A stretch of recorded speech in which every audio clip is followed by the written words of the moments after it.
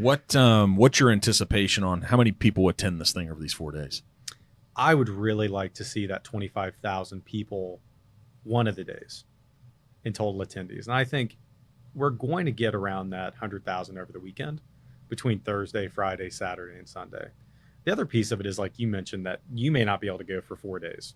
Totally understandable.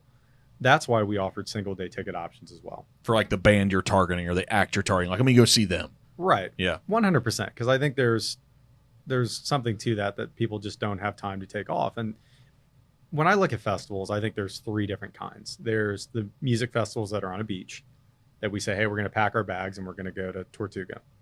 There's the music festivals that you want to go to camping, right? You're going to say, hey, we're going to go out in the middle of nowhere and do this, and that's where we're going to be. And then there's the, more metropolitan inner city staycation festivals. And that's what we wanted this to be. Now, I'm super happy that we have people coming in from out of market because I think Cincinnati has a lot to offer. Absolutely. And I think the bigger picture with me is, yes, the music festival is in Westchester. I identify it as a greater Cincinnati event. Mm-hmm.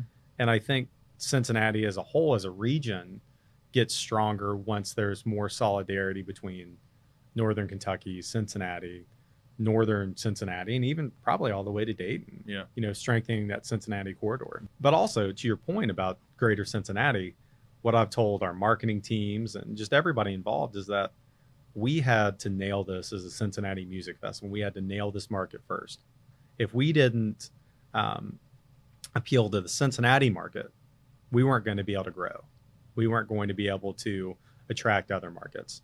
And that's also why some of the partners that we have in the music festival, when I say partners, some of the brands that are getting involved are great brands like the Cincinnati Reds, La Rosa's Pizza, Gold Star. So there's some really cool brands that are Cincinnati based that everybody sees every day that, to me, I think are important to make sure they were included in this event. Yeah. I mean, is that what you found in all the businesses in promotion, that if you don't connect and hit it local, you're not going to make it? Like, is that a strong statement, or have you seen something happen other than that where it works? No, I think that's a phenomenal, correct statement.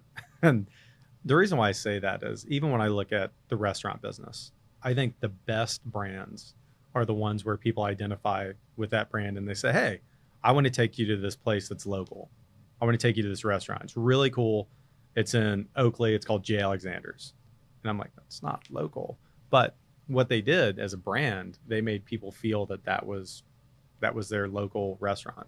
And I think now with the way hospitality is, I think people, they want that. They want to go to those places that are homegrown and that feel unique. Right? What is that about us? Because I every once in a while I find myself doing that. Like I'll put a post on social media. I recently was looking for someone who had a CNC machine who could fabricate some wooden letters for me. And I found myself, and I don't do this often, I'm like, man, am I like becoming one of them? But I said, does anybody know a local woodworking expert or a local business who could crush this? I think we're all tribal. Yeah, is that what it is? I think we are. And yeah. I think when you do business, and again, this is something that I've learned over the years. When I was younger, I would set up, business relationships with a branding firm in New York, and I was living in the Carolinas. And then I have an owner come and smack me in the back of the head and say, hey, we need to do this business local. And I'm like, well, okay. And I think there's some things you can, go out of town with. And I think there's other things that if there is local influence, it's going to help do that. So I do. I think it's just people want to deal with people that they have a relationship with, for one. But then also, maybe have the same vision or understand that vision, have similar values, and understand what you're both talking about. Culture seems to be local too.